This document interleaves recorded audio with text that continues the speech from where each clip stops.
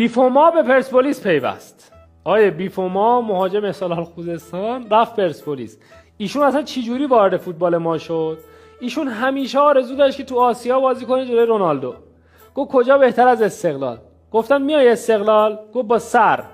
اومد بعد گفت که آقا این بازی آسیایی کو؟ گفتن نه اون استقلال تهرانه.